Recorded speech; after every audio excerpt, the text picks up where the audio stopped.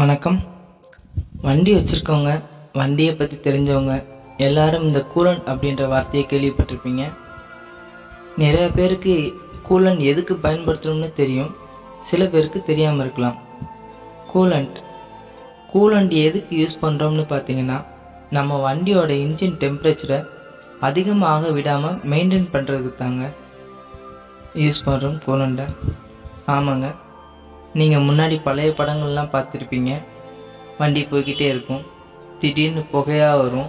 உடனே என்னன்னு பார்ப்பாங்க, பார்த்தா ரேடியேட்டரில் தண்ணி இல்லை, ஊற்றுனா சரியாயிடும்னு சொல்லி தண்ணி ஊற்றுவாங்க. ஏன்னா முன்னாடிலாம் அப்படி தான் இருந்தது.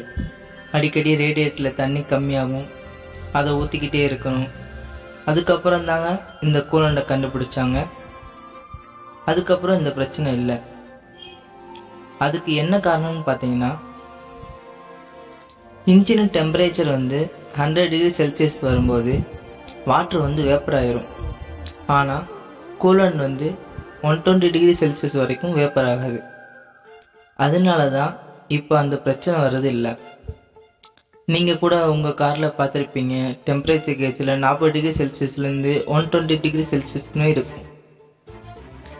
அதுக்கு இதுதாங்க காரணம். அதுக்காக நம்ம கண்டுக்கிறவே தேவையில்லைன்னு இல்லைங்க. நம்மளும் வாரத்துக்கு ஒரு தடவை கூலண்ட் மேக்ஸிமம் லெவல் செக் பண்ணுறது ரொம்ப நல்லது.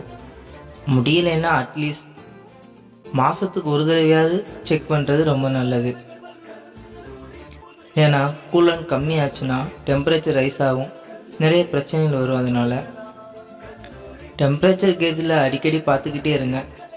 100 டிகிரி செல்சியஸுக்கு மேலே போயிட்டாலே பிரச்சனை தாங்க. ஏன்னா இதனால இன்ஜின் ரிலேட்டடாக பிரச்சனை வர்றதுக்கு ரொம்ப வாய்ப்பு இருக்குது. அதனால் அப்பப்போ கேஜை கண்டிப்பாக பார்த்துக்குங்க. நன்றி, வணக்கம். உங்களுக்கு வேறு ஏதாச்சும் பேசிக்காக ஆட்டோமொபைல் சம்மந்தமாக கொஸ்டின் இருந்தால் கமெண்ட் பண்ணலாம்.